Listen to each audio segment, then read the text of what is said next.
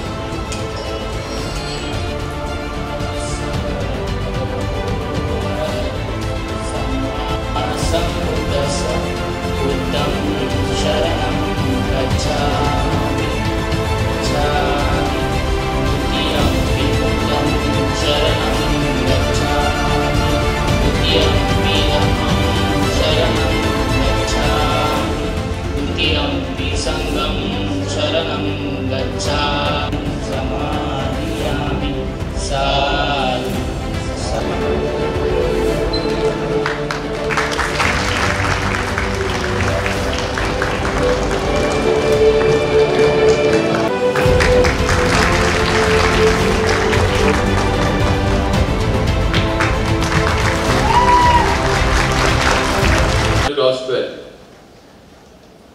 or for acceptance of a company petition.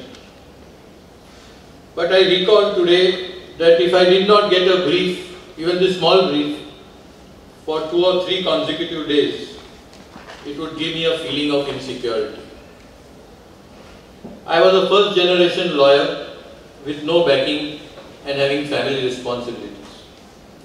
Some of you may also be in a similar situation, and my reason for sharing this is to assure you that you must have faith in yourself and above all, God. In those tough early years, I had decided that if I did not succeed as an advocate within 3 years, I would give tuitions and earn a living. But that was fortunately not destined to be, as by divine intervention and my own hard work, I started doing well by my 2nd year of practice itself. My advice to all of you young lawyers is to have confidence in your own abilities. Do not get disheartened. If you learn that your batchmates are earning more than you or getting more work, more briefs, your time will come. There is enough money, work and money for everyone. Now let me share some secrets. हमारा जो Siddharth law college है, बाबा साहब अम्बेडकर ने इसकी नींव डाली थी और ये पहला बम्बई का ऐसा लॉ कॉलेज है कि जहाँ मॉर्निंग कॉलेज यहाँ चलता है।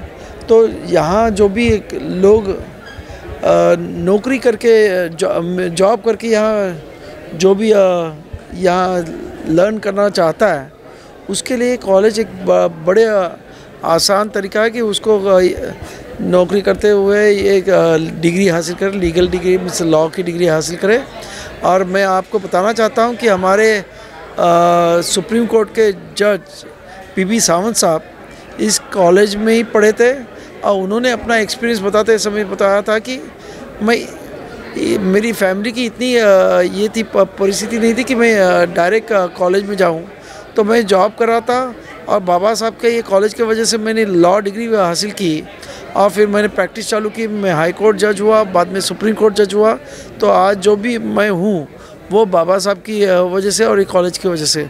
तो ये कॉलेज एक ऐसा कॉलेज है कि लोगों को मिस हैव नॉट्स के लिए मीन जिनके पास कोई ये नहीं, पैसा नहीं और जो डिप्रेस क्लास के लोग हैं उनके लिए एक बड़ा उनके लाइफ को टर्न करने के लिए बहुत ज़रूरी ऐसा एक कॉलेज है। और मैं चाहता हूं कि इस कॉलेज से बहुत सारे एलुमनी हैं। आज हमारे कॉलेज में IRS है, कमिश्नर्स है, पुलिस ऑफिसर्स है, डॉक्टर्स है, इंजीनियर्स है, सभी फील्ड के लोग यहाँ सीखने आते हैं। और यहाँ इसका एक बड़ा एलुमना है जो वेरियस फील्ड में काम कर रहा है। आज ये तो बात सही कि हमारी न्यायदान व्यवस्था में काफ़ी विलम्ब होने के नाते लोगों का न्यायदान व्यवस्था पे से जो विश्वास है वो कम होते जा रहा है। तो इसीलिए गवर्नमेंट ने और ख़ास करके सुप्रीम कोर्ट जजेस ने इसके बारे में सोचना चाहिए। और अभी काटावाला साहब का एग्ज़ाम्पल मैं बताऊं कि वो 11 बजे से रात कभी रात वो काम करते रहे। ऐसे सभी जजेस ने उनसे कुछ एग्ज़ाम्पल लेके इस तरीके से अगर काम करते हैं तो लोगों की उम्मीद जगेगी, लोगों को जल्दी ऑर्डर्स मिलेगी, जजमेंट मिलेगी, तो इसके वजह से लोगों की न्यायदान व्यवस्था पे ज़्यादा फेथ हो जाएगी. नाही, अत्यंत दुर्दैव आहे की महाराष्ट्रामध्ये जातीय सलोखा बिघडवण्याचा हा जो प्रयत्न चाललेला आहे, याच्यातून या एकंदरीत दिसतं की या देशामध्ये आणि महाराष्ट्रामध्ये खास करून दंगली घडवायच्या असलेलं सरकार अस्थिर करायचं आणि राष्ट्रपती राजवट किंवा जी देशातली सत्ता आहे तिचं इथे सरकार स्थापन करायचा असा प्रयत्न दिसतो आहे. आणि त्यासाठी म्हणून जुनेच मुद्दे काढून देशातलं वातावरण अस्थिर करायचं. पण खरं म्हणजे आज जो महत्त्वाचा मुद्दा आहे बेरोजगारी आणि महागाई, त्याच्यावरती लोकांचं लक्ष हटवण्याचा प्रयत्न या देशामध्ये होत आहे. आणि माझं असं म्हणणं आहे की काही लोक तर सुपाऱ्या घेऊन काम करत आहेत आणि त्यामुळंच जे मराठी माणसासाठी काम करणारे लोक आता हिंदी चालीसा म्हणतात. त्यांनी कमीत कमी एवढं तरी म्हणायला पाहिजे की गणपतीची आरती तरी काय महाराष्ट्रामध्ये हनुमान चालीसा घेण्याची काय गरज आहे, असं माझं त्यांना आव्हान आहे. धन्यवाद. मैं बड़ा खुशकिस्मत हूँ. मैं अपने आप को कैसे कहूँ कि मैं आज एक ऐसे इंस्टीट्यूशन के एक प्रोग्राम में आया हूँ जिसकी शुरुआत भारत रत्न बाबा साहब आम्बेडकर ने की थी. और आज भारत जहाँ कहीं भी पहुँच पाया है वो बाबा साहब आम्बेडकर की वजह से पहुँच पाया है, क्योंकि संविधान जो बाबा साहब ने हमें दिया उसकी बदौलत हम लोग यहाँ खड़े हैं. और आज इन जवान वकीलों को खुद न्यायाधीश साहब ने भी जो सलाह दी, बाकी जो बड़े बड़े लोग यहाँ बैठे थे उन्होंने जो कुछ भी कहा वाकई में सच है. और हमें ये बदलना होगा और ये बदलाव सिर्फ ये युवा पीढ़ी ला सकती है.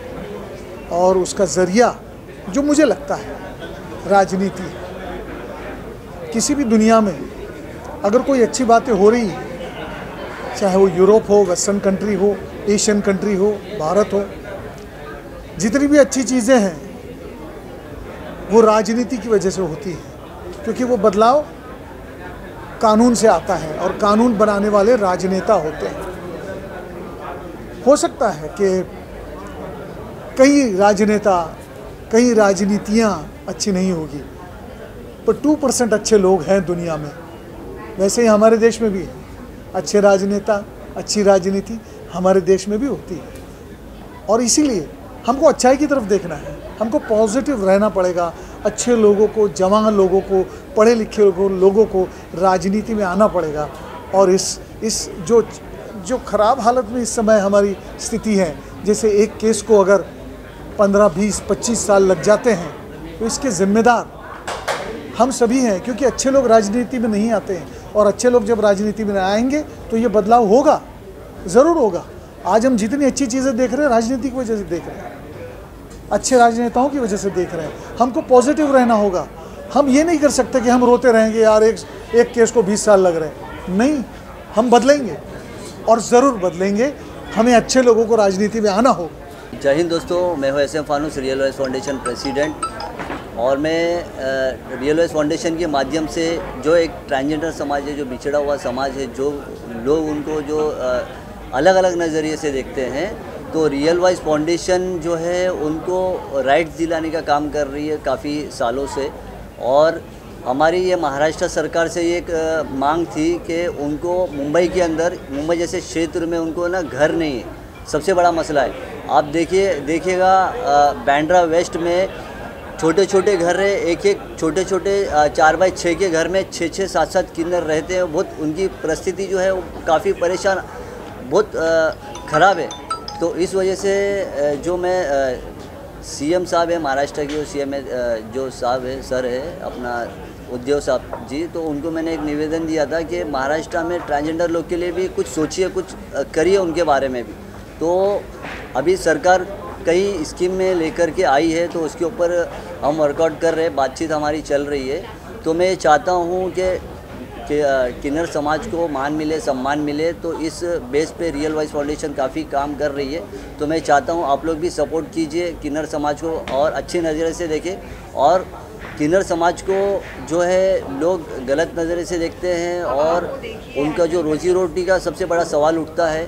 तो इस रोजी रोटी के मसले पर रियल वॉइस फाउंडेशन काम कर रही है, उनको मान मिले, सम्मान मिले, ये काम रियल वॉइस फाउंडेशन कर रही है। तो ये बोलते हुए मैं धन्यवाद करता हूँ सबका कि सपोर्ट कीजिए रियल वॉइस फाउंडेशन को। धन्यवाद। बिल्कुल, एक्चुअली एनुअल फंक्शन बहुत ज़रूरी होता है किसी भी कॉलेज के लिए, बिकॉज़ यही एक दिन होता है जहाँ स्टूडेंट्स को मौका मिलता है अपनी पढ़ाई वगैरह से थोड़ा ब्रेक लेके को करिकुलर्स में एंगेज करने का। एंड कॉलेज ने पूरे साल में जितनी अचीवमेंट्स की होती है उसको सेलिब्रेट करने का मौका मिलता है, उसको एक्नॉलेज करने का मौका मिलता है। एंड एक्चुअली पिछले 2 साल हमने देखा है कि पैंडेमिक की वजह से हम लोग सब घर पे थे एंड स्टूडेंट्स का मेंटल हेल्थ बहुत ज़्यादा अफेक्ट हुआ था। तो ये एक मौका था हमारे पास कि हम एक साथ मिलकर स्टूडेंट्स को सेलिब्रेट कर सके, कॉलेज को सेलिब्रेट कर सके। देखा वक्ताओं ने काफ़ी कुछ कहा स्टूडेंट्स।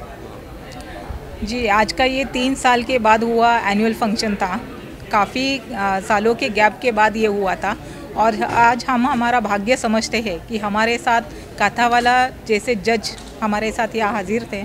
उसके अलावा श्री आनंदराज जी अम्बेडकर सर जो ग्रैंडसन हैं डॉक्टर बाबा साहेब अम्बेडकर के, वो भी हमारे साथ थे। काफ़ी सारे लोग थे, उसकी वजह से ये जो प्रोग्राम था उसे एक अलग दिशा मिली है, क्योंकि काफ़ी उन्होंने बच्चों के लिए इतना कुछ सारी चीज़ें बताई हैं कि वो कैसे आगे बढ़ सकते हैं, कितना कुछ कर सकते हैं ये करियर के थ्रू। और उसके अलावा उन्होंने कैसे जीना है किसी भी संकट में, ये उन्होंने हमें बताया है या सिखाया है।